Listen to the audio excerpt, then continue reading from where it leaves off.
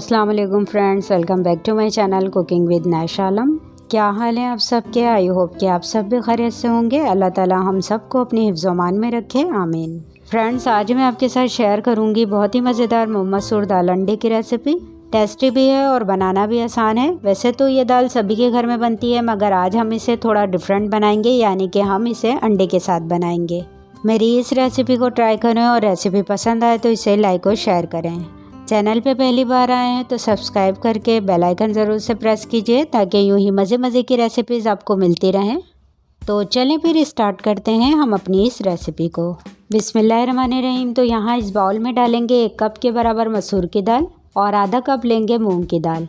ये दोनों दालें तकरीबन 250 ग्राम के बराबर हैं। इन दोनों दालों को मैंने साफ़ कर लिया है। वैसे आप चाहें तो इसे सिर्फ मसूर की दाल के साथ भी बना सकते हैं। अब इस दाल को हम 2 से 3 मरतबा वॉश कर लेंगे। वॉश करके इसे सोक होने रखेंगे 15 मिनट के लिए। 15 मिनट काफ़ी होंगे, क्योंकि ये दालें वैसे भी जल्दी गल जाती हैं।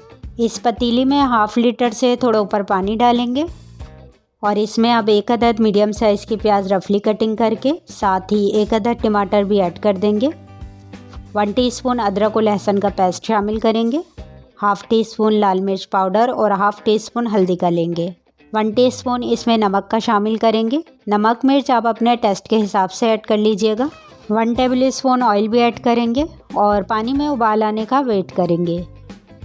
जब पानी में उबाल आ जाएगा, हम इसमें तमाम सोख की हुई दाल शामिल करके इसे गलने रखेंगे तकरीबन 15 से 20 मिनट के लिए, और गैस के फ्लेम को मीडियम टू लो पे कर देंगे।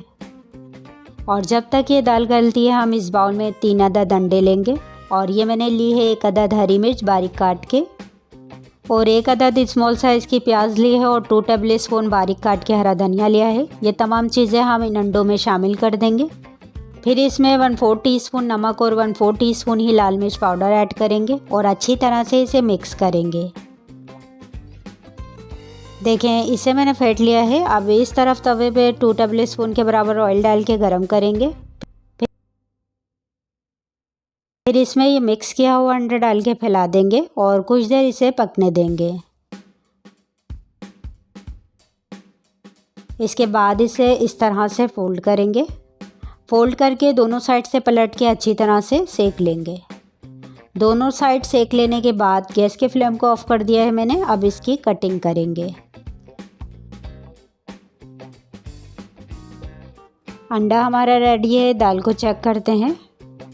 देखें, 20 मिनट में ये अच्छी तरह से गल गई है। इसे घोटने की ज़रूरत भी नहीं होती है, क्योंकि ये खुद ही घुट जाती है। हल्का सा इसे इस तरह से मिक्स करते हैं ताकि इसका टेक्सचर अच्छा हो जाए। ये देखें, अगर आपको लगे ज़्यादा गाढ़ी है तो अपने हिसाब से पानी डाल के सेट कर लीजिएगा। और इस टाइम नमक भी चेक कर लेते हैं। मुझे थोड़ा सा कम लगा तो मैंने इसमें नमक शामिल कर दिया है 1/4 टीस्पून के बराबर। 1/4 टीस्पून गरम मसाला ऐड किया है और मिक्स कर देंगे अब इसे। अब इसमें हम तमाम फ्राई किया हुआ अंडा शामिल करेंगे। थोड़ा सा हरा धनिया भी गार्निश कर देंगे। दाल हमारी रेडी है। इसे कवर करके अभी एक साइड पे रखते हैं। और अब इस दाल के लिए हम एक ज़बरदस्त सा तड़का तैयार करेंगे।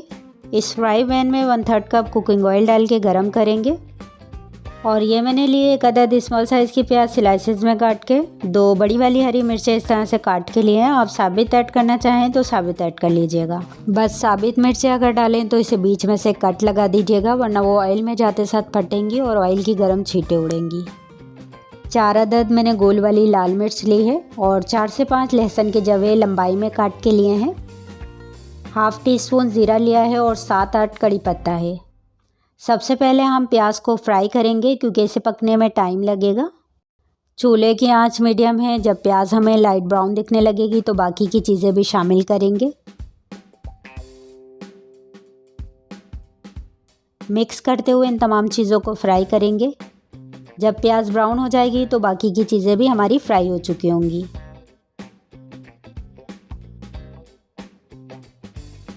ये तड़का हमारा रेडी है। इसे हम इस दाल में अब पोर कर देंगे और कवर कर देंगे 5 मिनट के लिए, ताकि इसकी खुशबू इस दाल में समा जाए। और देखें, इस तरह से ये बहुत ही मज़ेदार दाल अंडा बन के तैयार है। चलें अब इसे सर्व करते हैं।